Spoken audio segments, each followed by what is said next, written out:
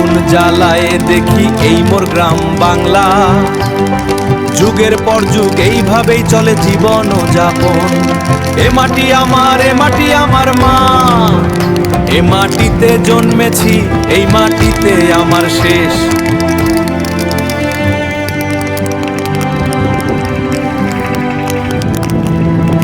এই খেতে দাঁড়ান দিলে এটির মধ্যে আগুন ধরবে।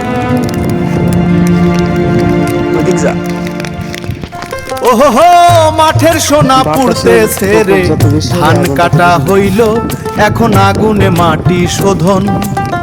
কষ্টের শেষে এই পোড়া গন্ধ পরাণের বাঁধন। আগুন জ্বালায়ে দেখি এই মোর গ্রাম বাংলা, যুগের পর যুগ এইভাবেই চলে জীবন ও যাপন।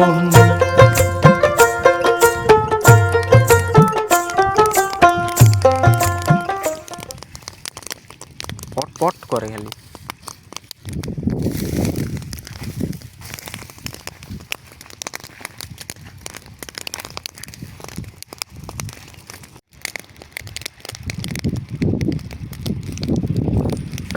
গম কেটে বাড়ি নিয়ে যাওয়ার পরে যেই গাছগুলো বা নাড়াগুলো থাকে এগুলো আগুন দিয়ে পোড়াচ্ছে কৃষক। এই ধরনের আর এই পোড়ানোর পরে যে ছাইগুলো হবে এটা গম চাষ জমির হতো বেশি, উর্বরতার এখন কাজে গম আসে। চাষ করে না মানুষ তাই বেশি, কারণ এভাবে গম ফসল উঠানোর পরে যে আগাছা থাকে চাষে লাভ নেই। মানে যেগুলো নাড়া থাকে তাই এগুলো আগুনে পুড়িয়ে ছাই তৈরি করা হয় এবং ছাই পরবর্তী যে ফসলটা রোপণ করবে, পাট, এখন পাট অথবা ধান চাষ করবে সেটাতে কাজে লাগবে, জমির উর্বরতা বাড়ে।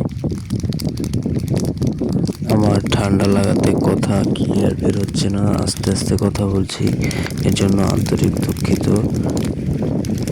গমের গাছ পুরানি দেখতে কেমন লাগতেছে তাই গো? হ্যাঁ সাধারণ চলে এসে কত খারাইতে বন্ধ তো হয়েছে, দাম 12-11 হাজার টাকা।